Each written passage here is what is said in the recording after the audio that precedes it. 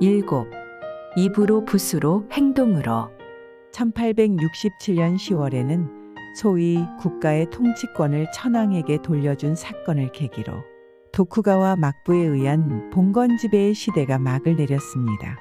이리하여 메이지 신정부에 의한 지배가 시작되었는데 초기에는 그 종교 정책이 확립되어 있지 않았기 때문에 천리교는 1874년까지 비교적 평온한 가운데 지낼 수 있었습니다.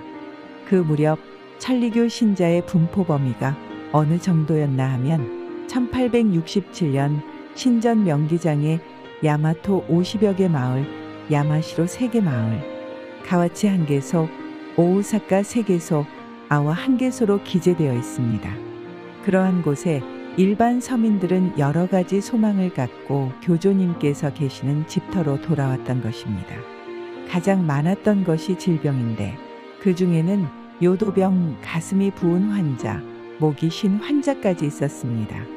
그리고 농사용소, 병충해 등 농사에 관한 것뿐만 아니라 정신지체와 혼담, 가정의 안녕에 이르기까지 어쩌면 이런 것까지 도와달라고 했을까 할 만한 것도 있으나 교조님께서는 어떠한 사람이라도 격에 없이 따뜻하게 맞이하여 구제를 베푸셨던 것입니다.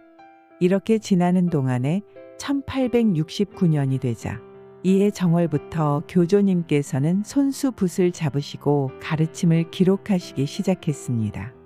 이것이 후일 우리들이 친필이라 일컫는 것으로 모두 1711수의 노래로 되어 있습니다. 기록이 끝난 것은 1882년으로 추정됩니다. 교조님께서는 1838년 신의 현신으로 정해지신 후 50년에 걸쳐 세계 인류를 구제하고자 하시는 어버이 신님의 어버이 마음을 이 세상에 전하는 데 전념하셨는데 그 방법에는 대체로 3가지가 있었다고 말하고 있습니다. 즉 입으로 붓으로 행동으로 하셨다는 것이 그것입니다. 친필의 지필은 이 중에 글로라는 것에 해당되는데 형태에서 보면 가장 뒤에 나타난 방법입니다. 생각건대 입교 이래 교조님께서 최초로 하신 것은 어버이 신님의 뜻에 따라 극빈에 빠지시는 일이었습니다. 그러고 보면 제일 먼저 행동으로라는 방법이 있었던 것이며 더구나 이것은 50년에 걸쳐 일관되고 있습니다. 따라서 우리들의 신앙생활에 있어서 가장 기본이 되는 것은 나날의 생활 태도이며 실천이라고 말할 수 있습니다. 그리고 사람들이 모여옴에 따라 교조님께서는 친히 이야기로서 사람들을 인도하셨습니다. 이것이 입으로라는 것입니다. 교조님의 이야기는 보통 짧은 것이었으나 구제받을 수 있다는 움직일 수 없는 사실이 뒷받침하고 있었고 더구나 한없는 어버이 마음이 담겨 있었으므로 어떤 사람도 그 짧은 이야기에서 무한한 기쁨을 느낄 수 있었다고 합니다. 신학가의 제작은 붓으로라는 부분에 해당되지만 그것이 근행의 지가이고 입으로 부르는 것이며 귀로 듣는 것이라는 성격으로 보아 어느 정도까지는 입으로라는 방법의 연장선상에 포함되는 면이 있다고 하겠습니다. 이 3가지는 단순한 3가지가 아니라 모든 수단을 다해 구제하셨다는 것을 의미하는 것이라 보아야 합니다. 이를 생각하면 우리들은 현대라는 시대에서 가능한 모든 수단을 활용하여 이 길을 전함에 주저함을 느껴서는 안 될 것이라 생각하지 않을 수 없습니다. 한 사람의 신앙인으로서 이 3가지가 갖추어진다면 문자 그대로 금상첨화일 것입니다. 그러나 우리들에게는 각각 버릇이나 성품이 있어 좋아하는 것과 싫어하는 것이 있고 잘하는 것과 잘하지 못하는 것이 있습니다. 실천은 얼마든지 하지만 이야기하는 것 자신이 없다는 사람이 있는가 하면 그와 반대인 사람도 있을 것입니다. 입으로도 행동에도 자신이 있으나 붓을 잡는 일에는 꽁무니를 빼는 사람도 많으리라 생각합니다. 그러나 신앙자, 포교사가 지향하는 바는 이 3가지를 갖춘다는 데 있다는 것만은 잊지 않도록 해야겠습니다. 붓으로란 우리들의 경우 편지를 쓴다든가 전보를 치는 것도 포함됩니다. 이렇게 생각하면 꽁무니를 뺄 이유가 없습니다. 입으로란 한마디 말씀을 비롯하여 전화, 신전 강화, 방송도 포함됩니다. 그 수단은 다양하고 많아도 좋은 것입니다. 오직 그 가운데 신앙자로서 나날의 실천이 뒷받침되어 있고 더욱이 그것이 생애를 통해 변치 않는 것을 근본으로 삼는 것이 신앙의 요점이라 생각합니다. 8. 붓끝의 가르침. 교조님께서 손수 붓을 잡고 기록하신 친필은 어떠한 성격을 갖는 것인지 하는가에 대해 1904년 8월 23일의 지도 말씀에서 다음과 같이 말씀하시고 있습니다. 중략. 이제껏 어떠한 일도 말로써 일렀으나 잘 잊는다. 있기 때문에 붓끝으로 알려두었다.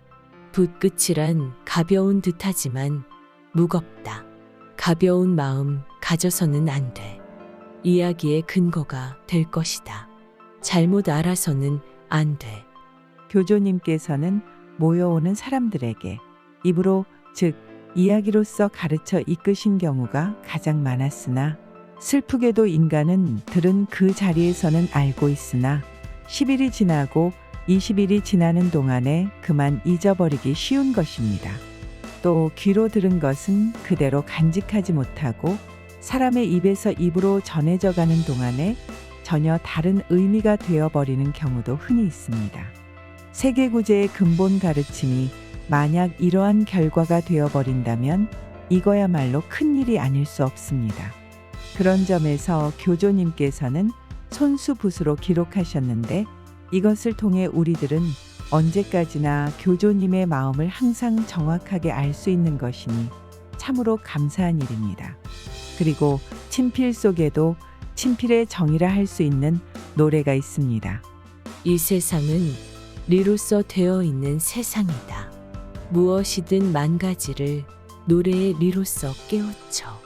1에 20일 깨우친다 하여 손질로써 하는 것이 아니니 입으로도 아니고 붓끝으로 깨우쳐. 1에 22 무엇이든 잘한 것은 좋으나 잘못함이 있으면 노래로써 알린다. 1에 23 이상의 노래가 바로 그것입니다. 이 세상은 리로써 되어 있는 세상. 이라고 하는 것은 이 세상은 모두 어버이 신님의 뜻에 의거하여 천리에 의해 이루어져 있는 세계이다.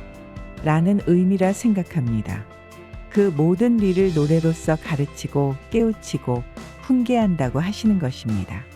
그런데 훈계한다는 것도 우리들 인간의 경우는 어떤 수단으로서 하는가 하면 제일 쉽고 빠른 그리고 가장 직접적인 방법으로 즉효성이 기대되는 수단, 어느 정도 완력이라는 물리적 수단에 의존하는 것입니다.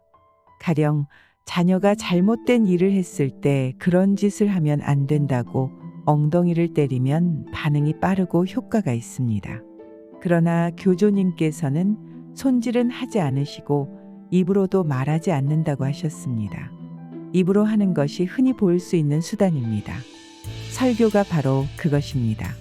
그러나 역시 그때는 마음을 울리지만 곧 깨끗이 잊어버리는 것이 인간이며 그렇다고 너무 강하게 말하면 오히려 반항심이 일어날 수도 있는 것입니다. 그래서 입으로도 아니고 붓끝으로 깨우쳐. 라고 하신 것입니다. 붓끝의 깨우침이란 노래로서 마음의 그릇됨을 알린다는 것이므로 가장 부드러운 수단이라 하겠습니다. 그 대신 언제까지나 남아있는 것입니다. 즉 교조님께서는 즉효성보다는 영속성을 중시하셨다고 할 수 있습니다. 붓끝으로 깨우친다고 하는 경우 그것이 우리들에게 중대한 의미를 갖게 하는데 한 가지 조건이 있는 것입니다. 우리들은 매를 맞거나 꾸중을 들으면 하는 수 없이 말을 듣게 됩니다. 그러나 붓끝으로 깨우친다고 하게 되면 자진하여 친필을 읽고 그 진리를 찾는다는 적극적인 자세가 우리들에게 없는 한 말씀을 따르려 하지 않습니다. 그러고 보면 교조님께서 친필을 쓰시고 이것이 이야기의 토대이며 가벼운 듯하지만 무겁다. 라고 하신 것은 우리들이 어디까지나 어버이신님의 마음을 알아가려는 자세를 가질 것을 전제로 하신다는 것이 됩니다. 그러면 어느 정도까지 알아가는 것을 바라고 계시는가? 예를 들면 이 근본을 자세히 듣게 되면 어떠한 자도 모두 그리워진다. 이래오. 는 말씀처럼 한 번이나 두 번만이 아니라 몇십 번이라도 되풀이하여 자세하게 들음으로써 어버이신님의 마음이 그리워지게 됩니다. 그것을 떠나서 단 하루도 살아갈 수 없다고 할 만큼의 경지에 이르는 것. 그것이 중요하다고 말씀하시고 있는 것입니다. 이런 점에서 볼 때 친필을 한 번도 읽지 않았다든가 한두 번 읽고 다 알았다는 마음이 되어 더 이상 알려고 하지 않는 그러한 신앙 태도는 교조님께서 붓을 잡고 쓰신 의미를 전혀 모르는 사람이 하는 짓이라 하겠습니다.